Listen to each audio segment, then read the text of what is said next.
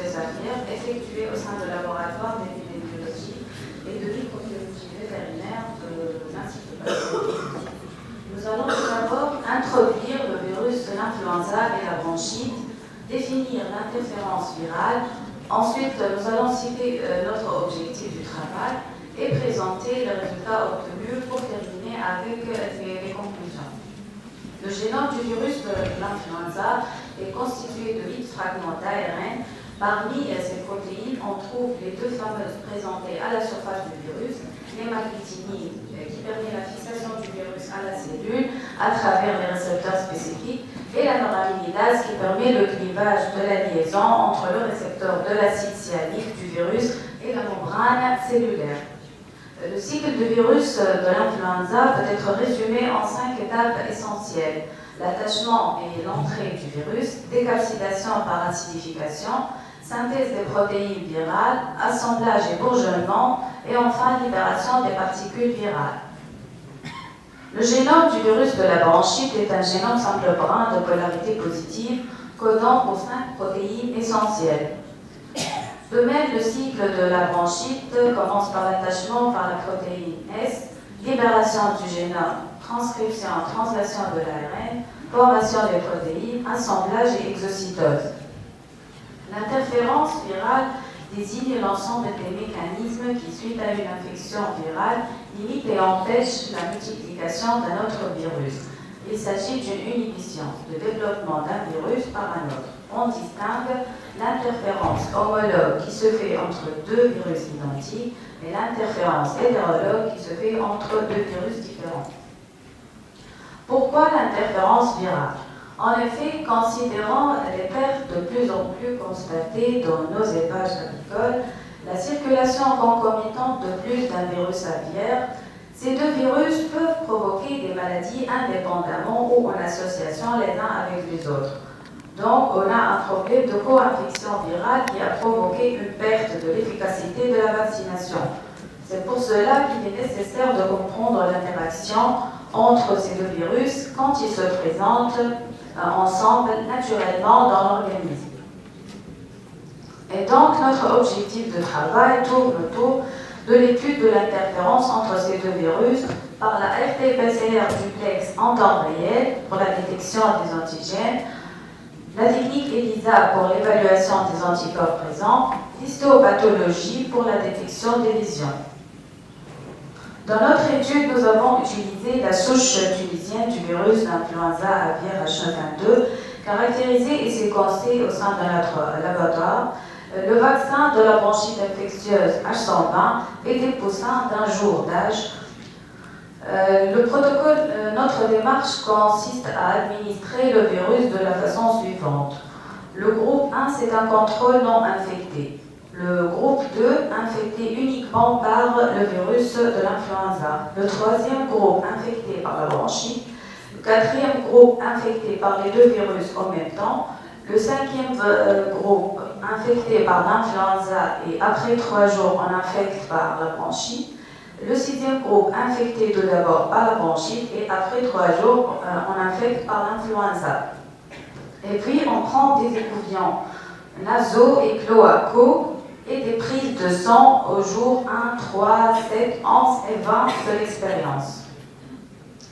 Lors de chaque jour, on effectue des prises du poids des poussins, des observations des signes cliniques, des écouvillons cloacaux et trachéaux pour faire la RT-PCR, des prises de sang pour le titrage des anticorps par ELISA et l'autopsie des poussins pour voir les lésions macroscopiques et prélèvement de certains organes. Les signes cliniques observés pour le groupe contrôle n'a rien à signaler. Le groupe infecté par l'influenza, on a une fièvre, une fatigue, une faiblesse remarquable, des écoulements nasaux et oculaires, une diarrhée aqueuse blanchâtre qui s'aggrave jusqu'au 7e jour post-inoculation. Le groupe infecté par la bronchite présente des râles trachéaux légers, une fièvre, des plumes ébouriffées et une diarrhée blanchâtre. Le groupe infecté par les deux virus, on note une absence des signes cliniques. Pour le groupe infecté par l'influenza et après 3 jours la bronchite. Dès le 3e jour, les poussins montrent des râles trachéaux légers, une fièvre observée, des plumes ébouriffées et une diarrhée blanchâtre. Le groupe infecté par l'influenza, après 3 jours par la bronchite et après 3 jours l'influenza, une diarrhée blanchâtre remarquable, les poussins présentent une faiblesse et une fatigue et des écoulements nasaux et oculaires. Cet histogramme présente l'évolution du poids des poussins des différents groupes où on observe une légère différence entre les poids des différents groupes. Les lésions macroscopiques trouvées pour le groupe témoin, on n'a rien à signaler. Le groupe infecté par l'influenza présente une pneumonie, rate et rein congestionnés. Le groupe infecté par la bronchite présente une trachée et rate congestionnée, une pneumonie. Le groupe infecté par les 2 virus en même temps présente des légères lésions macroscopiques, trachée congestionnée, rein, rate et amygdale sécale hypertrophiée. Le groupe infecté par l'influenza après 3 jours par la bronchite présente une périhépatite, rate, trachée, amygdale sécale congestionnée et rein hypertrophié. Le dernier groupe infecté par la bronchite après 3 jours par l'influenza présente une pneumonie, rate hypertrophiée, trachée et rein congestionnés. Après la réalisation de la RT-PCR quantitative en temps réel, on a calculé le nombre de copies des gènes du virus de l'influenza dans les écouvillons cloacaux et trachéaux. Les résultats montrent que le 2e virus inoculé inhibe la croissance du premier dans les écouvillons cloacaux et trachéaux. La co-infection en même temps induit une interférence totale. La co-infection avec l'influenza et la bronchite en même temps n'a pas d'effet remarquable sur la sévérité des signes cliniques. Ceci a été trouvé en France aussi en 2015 entre l'oréovirus et l'herpès virus. De même pour le virus de la bronchite, le 2e virus inoculé inhibe la croissance du premier dans les écouvillons cloacaux et oropharyngés. La co-infection en même temps induit une interférence totale, donc la co-infection résulte en une inhibition complète des 2 virus inoculés en même temps. Ceci a été aussi trouvé en Amérique en 2012 entre le poxvirus et l'herpès virus. Nous avons aussi recours à la technique ELISA pour étudier l'interférence en déterminant les titres des 2 virus dans les différents groupes. Pour le groupe surinfecté, le titre du second virus, le titre du second anticorps augmente par rapport au premier anticorps inhibé.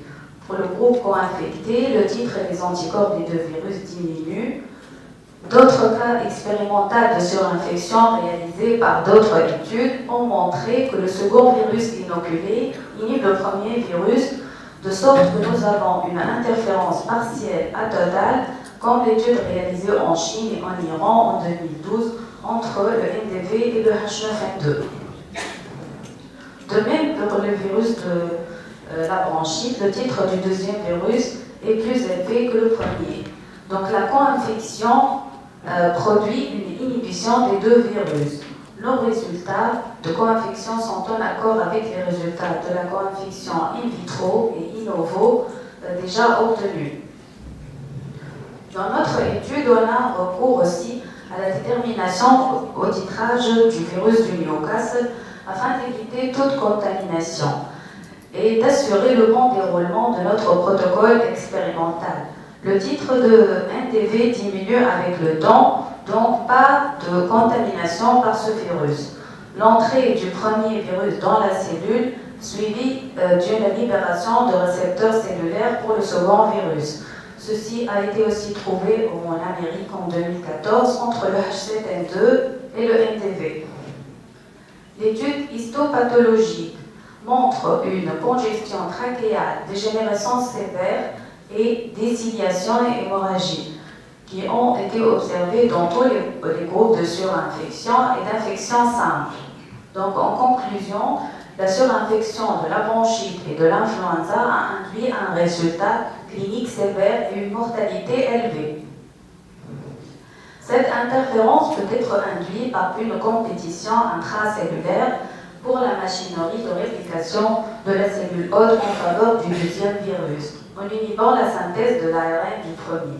Ceci a été prouvé en Chine aussi entre le HIV et l'hépatite B, ou la faible virulence du premier virus induisant de faibles taux d'interférents pouvant interférer avec le deuxième virus qui pourrait gagner en virulence, ce qui a été démontré en Amérique en 2015 entre l'hépatite B et l'hépatite C. Mais merci pour votre attention.